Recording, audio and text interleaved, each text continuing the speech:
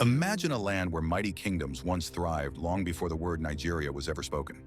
Over 2,000 years ago, the Nok people carved terracotta figures and forged iron, leaving behind one of Africa's earliest known civilizations. Across the forests and savannas, empires rose. The walls of Benin stretched for miles. Yoruba kings of Oyo commanded cavalry armies, and the Hausa city-states blossomed with trade and scholarship. In the northeast, the Kanem-Bornu Empire and later the Sokoto Caliphate stood tall, blending power, faith, and learning. Then came the Europeans. Sailing along the coast, they sought profit in human misery. For centuries, countless men, women, and children were captured and sold into the transatlantic slave trade. Families shattered, kingdoms weakened, and the land was left scarred by loss. When the age of slavery faded, conquest followed. The British seized Lagos, pressed treaties inland, and by 1914 they stitched north and south into one colony, Nigeria, a name that bound many peoples under foreign rule. Yet within that colonial grip, the seeds of freedom were planted. Leaders like Nnamdi Azikiwe, Obafemi Awolowo, Ahmadu Bello, and Tafawa Balewa rose to demand independence. On October 1, 1960, the Union Jack fell and Nigeria stood free.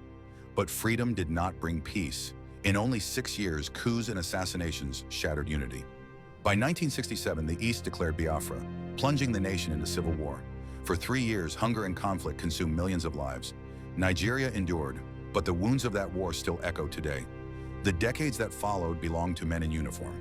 Oil wealth poured in, but so did corruption. Gowon, Murtala, Obasanjo, Buhari, Babangida, Abacha. Soldiers ruled while ordinary people struggled. Promises of prosperity drowned in greed, and despite its riches, the nation lived in poverty. At last, in 1999, democracy returned. Obasanjo came back, this time chosen by the people, opening a new era of civilian rule.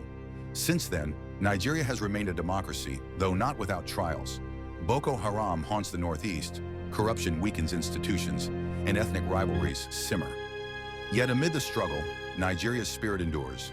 Today, it is Africa's most populous nation and its largest economy. The heartbeat of Nollywood, Afrobeat, and a restless generation that refuses silence. Nigeria's history is one of kingdoms and conquerors, war and survival, betrayal and resilience. A story still being written by the people who call it home.